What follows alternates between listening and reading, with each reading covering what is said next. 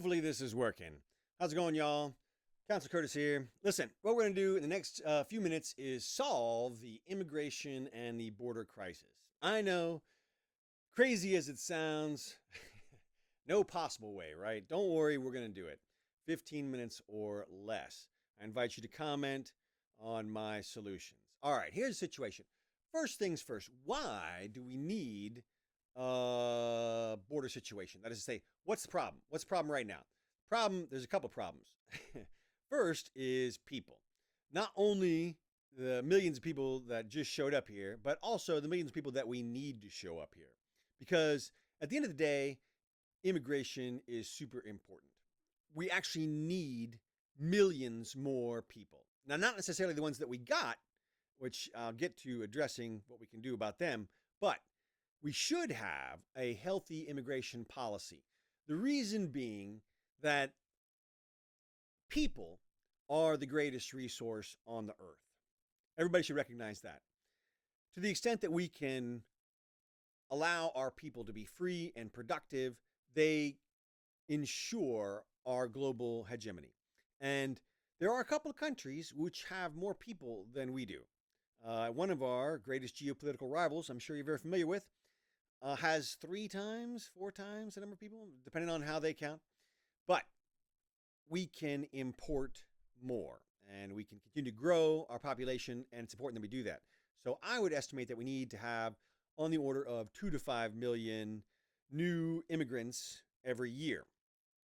So we need to have a nice, healthy flow, but we would like to select those people because we can, right? Why not? Why wouldn't you just pick the best people?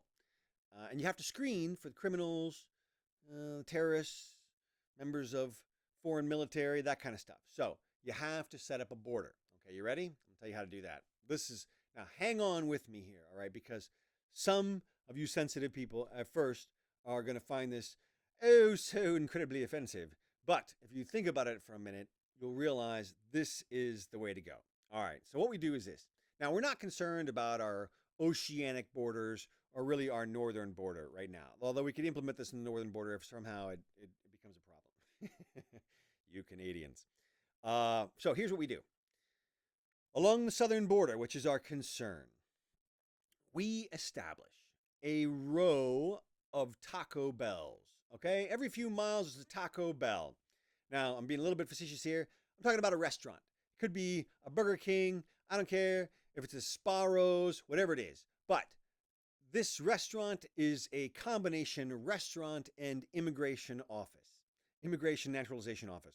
And we basically line them up across the border, wherever it is that we think there's going to be a flow. It doesn't have to be everywhere. Of course, there's miles and miles of desert out there in the Southwest, and nobody needs to cross there. When we're going to have virtually open immigration through this particular plan. Now, what we do is we bring you into the restaurant.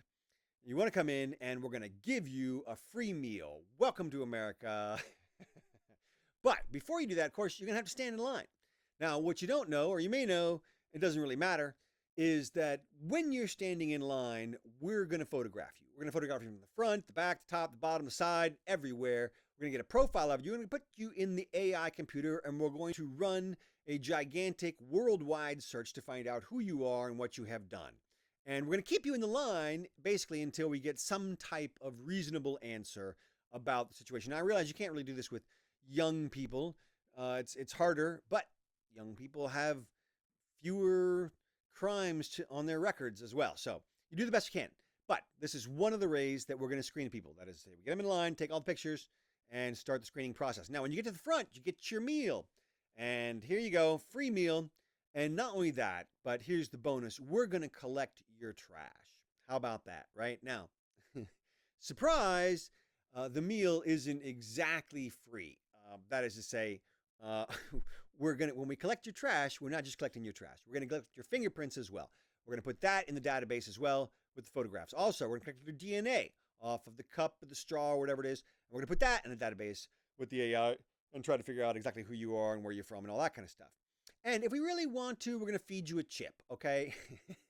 Now, I'm going to recommend against the chip feeding, but if we want to, if there's some question or they look like about it, whatever it is. Again, I'm being a little bit facetious here, but again, total control of the situation. Most people can come right through the front door. If you don't pass this screening process, you go out the front door, again, back to where you came from, and then you take your chances on the range. But this brings up the second part of the border control situation, and that is you don't need to build a wall. All you have to do is have a gigantic drone range. Well, what we do is we have drones out there. People can rent the drones. They are controlled via internet controls like every other worldwide um, third person or first person player game. And all you do is you hunt for border crossers. And we could even give people a bonus if they find a border crosser. And if we really wanted to have some fun with it, we could give them like paintball guns on the drones, right? So they could hunt the border crossers, not to hurt them, but, like just to paint them up, with some nice fluorescent green paint or something. All right. So that completes the border protection system. So it allows for a regular large flow of people, and it screens them in a pretty accurate way and maybe even keeps track of them. But there's more. So now the question becomes, what do we do with the 20 million people or so who are here now illegally? We don't want to obviously just grant them amnesty because, there should be some repercussions for having come here illegally. So here's my suggestion. If you showed up illegally, you waive benefits for, let's say, a period of 5 years. Now, if you want to go back and come back over the border the right way and get kept track of and all that kind of stuff the way I just mentioned, you can do that. And I would still not want people to get benefits when they just show up here. You shouldn't get free stuff just when you show up, with one exception that I'm going to outline here in a minute. But and the meal, of course. But what we want is for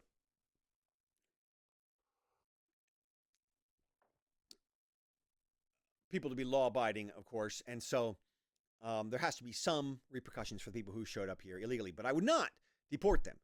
Mass deportation is, now look at me, mass deportation is a horrible idea. It's a horrible idea. We do not want to create a system where we round up people who are here. I know they're here illegally. It doesn't matter. They're here. Most of the people who came here did not come here to satisfy some democratic vote requirement or anything like that. They came here because they're looking for a better life. And we want those people. Now, I'm not saying that there shouldn't be some obstacles for them to overcome. For example, I think we should have English as the official language.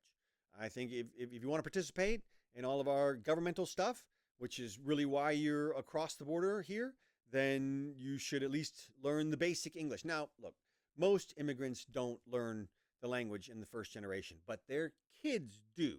So we really don't have to worry about that so much. I just wouldn't waste resources on having foreign languages as part of anything official. So there's another component, and this is maybe the most important thing. When you come across the border and you get granted your citizenship after we check your DNA at your meal trash, you are granted a homestead of 1/4 acre out in the Midwest in Trumpopolis. Okay, this is a brand new place. This is a new megacity in the Southwest. It's bigger than anything else. It's better than anything. And it is the new place where if you don't want people to show up in Springfield, Ohio, or wherever else, you don't want them bust to Martha's Vineyard or other swing cities in swing states, then simply we grant them a life estate on a homestead out in formerly federal lands, which Donald Trump arranges to sell from the federal government and get off the tax rolls. And we create a new Trumpopolis megacity, mega area down there in the Southwest. And all we got to do that is grant them the land and like put up a Wi-Fi, and they'll figure everything else out. So, not only that, but all the people, if we can make it open to people who are already here if they go through and register, or even make it open to Americans if you want to move there. You get your quarter acre too. Not so as not to be uh, unfairly giving. We make it open to everybody, and we could easily do that because the United States has millions and millions of acres that could be used for that purpose. That's the best use of that land. That's the best use and direction for the people. That's the best magnet to bring in the new flow of people. And here's the other thing: other benefits. We let those people compete with the cartels. Basically, if we legalize drugs in those areas, then the cartels are going out of business, and we're going to help Mexico get their shit under control down there by doing that. But the most important thing is we have a nice flow of immigration that's controlled and organized and at least partially monitored. So there we go. How long did that take? I can't even tell from this thing. 11 minutes. Okay. You're welcome. All right. I didn't do my advertisement. Well, oh well. All right. See you next time.